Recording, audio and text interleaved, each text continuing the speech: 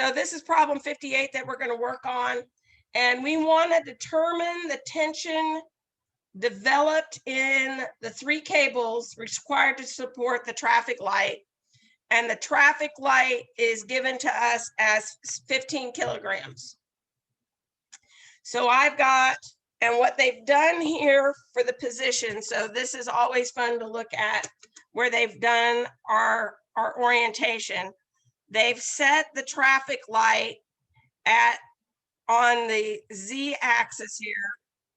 And so we're above the ground and we're looking at H, and H in this case is going to be 4 meters. So H is 4 meters, and we've got an AB, we have an AC, we have an AD, and we've got our position vectors. So we're going to look at this from our position vectors, and we're going to do position vector AB first. And they've given us some nice numbers, right? They've given us that this is a 3, 4, guess what? We're going to have a 5 because these are all 3, 4, 5, or at least for AB, it's a 3, 4, 5 triangle. So my unit vector AB is going to be 3/5 in the I direction plus 4/5 in the J direction. So I'm going to bring that back out. So I'm doing AB, I'm doing this one. And we're told that it's 3 over. And we got our 4 in the Y direction right here. So that's where I'm going to get my UAB. Now my UAC, okay, so this is going to be positive, this is positive, that side's negative. And this time I've got a 6, a 3, and a 2. So I'm going to end up with a -6, 7 in the I, -3, 7 in the J, plus 2, 7 in the K. And you can prove that all to yourself. And just by the way, making sure you get the right positives and negatives in your unit vector makes all the difference. When I graded the test, that was the common mistake that people had, was you didn't get the right negative, or you didn't follow the right direction on your vectors. So you want to make sure that you want to get those make sure you get the negative. So if we're doing AC, we're in the negative Y, we're in the negative X, but we're still in the positive Z. All right, and then UAD, our unit vector, it's going to be another 3, 4, 5 triangle, except now it's positive 4, 5 in the I, -3, 5 in the J. Okay, because you can go back and you can look at your AD. So we've got that. So I encourage you to go back and get those unit vectors. When in doubt, write out the unit vectors. Okay?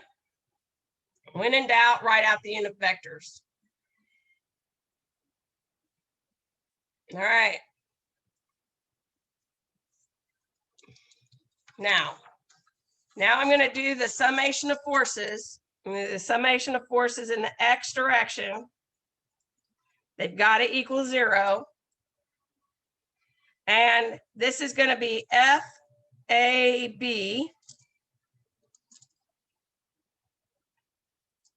is going to be FAB, and I'm going to have my 3/5 because that's the unit vector in the AB direction.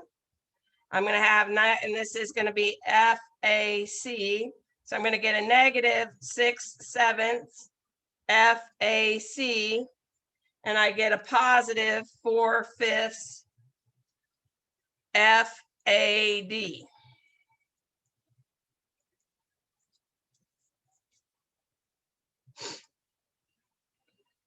And just remember that if I'm writing out my vector,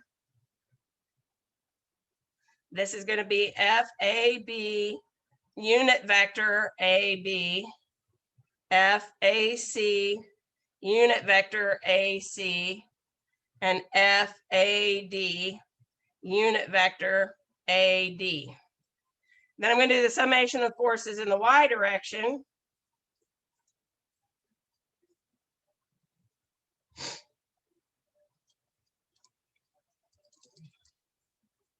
And I'm going to write a couple things down. H was equal to 4 meters, and the mass is 15 kilograms. So when you're going back and you're trying to figure out where we've got these y positions here, and if you look at that, that's where we're going to get that y position, is that H was 4. So now I'm going to get FAB, and that's 4/5 minus 3/7 FAC minus 3/5 FAD. That's got to equal 0. That's got to equal 0. And now in the y or z direction,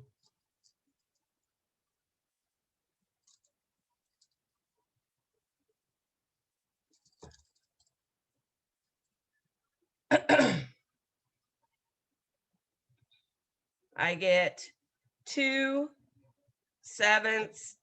FAC minus 15, 9.81 has got to equal 0. That makes life nice because then FAC, where's my calculator? It's floating around my desk somewhere.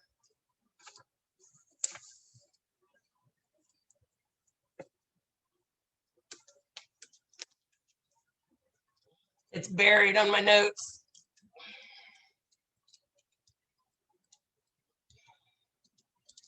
So I get 15 times 9.81.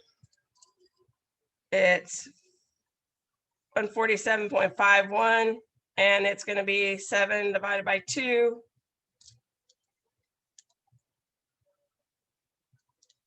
This gives me 515 newtons.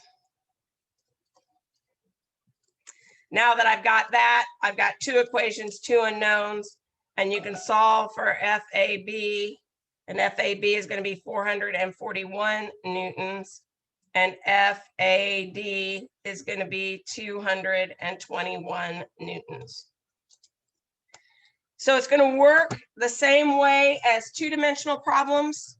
We just now have to account for the 3rd dimension and keeping our 3rd dimension going back and forth.